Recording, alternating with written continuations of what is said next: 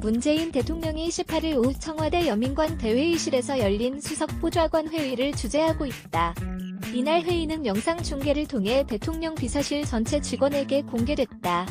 청와대 사진기자단 문재인 대통령이 18일 6.13 지방선거 승리의 의미를 높이 평가하면서도 정부와 청와대, 지방권력과 자신의 친인척 등을 향해 강력한 단속을 지시한 것은 선거 앞승 뒤 느슨해질 수 있는 여권 내부 분위기를 미리 다잡자는 뜻이 담긴 것으로 풀이된다. 문 대통령은 지방선거 뒤 닷새 만인 이날 수석 보좌관 회의를 주재한 자리에서 더불어민주당이 영남권 승리를 포함해 압승한 결과에 대해 지역으로 국민을 나누는 지역주의 정치, 색깔론으로 국민을 편가르는 분열의 정치는 이제 끝나게 됐다며 제가 정치에 참여한 가장 중요한 목표 중 하나를 이룬 셈이라고 평가했다. 이어 이는 노무현 전 대통령 때부터 꿈꿔왔던 일이고 1990년 민주자유당으로의 3당 합당 이후 약 30년 세월 동안 정말 많은 사람들이 고통받고 눈물 흘리면서 노력한 결과라고 의미를 부여했다.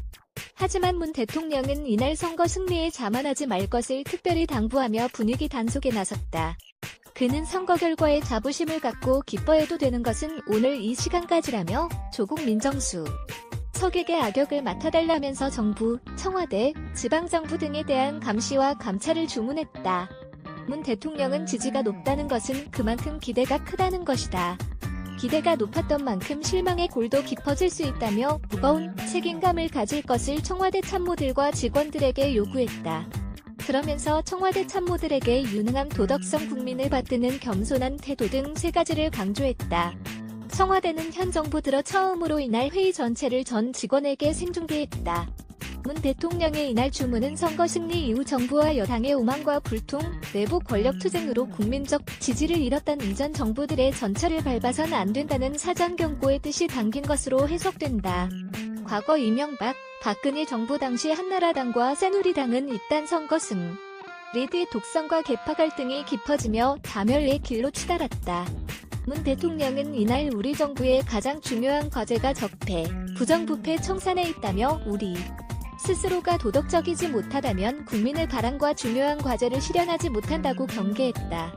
이날 조국 민정수석은 회의에서 집권 세력의 분열과 부정부패 미흡한 민생성과 관료주의적 국정 운영 등 과거 정부의 실패 사례를 거울 삼아야 한다며 겸허한 정부 민생에서 성과를 내는 정부 혁신하는 정부를 3대 과제로 꼽았다.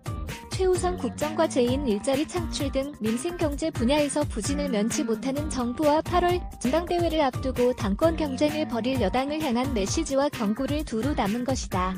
특히 문 대통령은 지방권력 석권이 외려 정부와 여권의 부메랑이 되어 돌아올 수 있음을 경계했다.